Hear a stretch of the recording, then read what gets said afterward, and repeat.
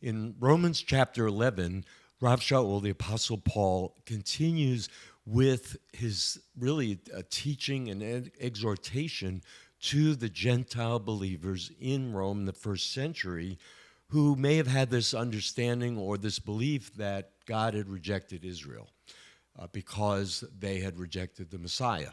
While we know that many received him amongst the Jewish people, the leadership had rejected him. But yet Paul writes, and he says this in verse 17 of chapter 11, "But if some of the branches were broken off, you being a wild olive, were grafted in among them and became a partaker of the root of the olive tree with its richness. Do not boast against the branches. But if you do boast, it is not you who support the root, but the root supports you." So what is he saying here? He's comparing, or he's using the metaphor, the picture, which was common in Scripture, that Israel is portrayed as an olive tree. And he's saying that the branches of that olive tree were broken off. That represents the unbelieving Jews. And he's comparing the Gentiles who now believe as wild branches, and they're grafted back in.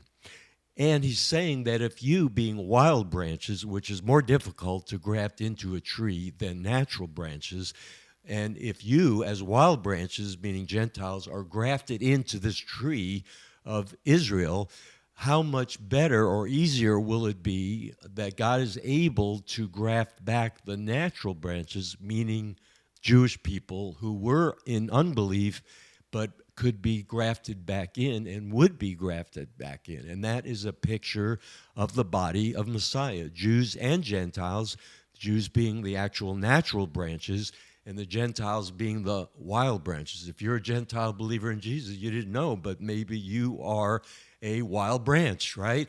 But you've been grafted into the olive tree of Israel. And together, Jew and Gentile now form the body of Yeshua.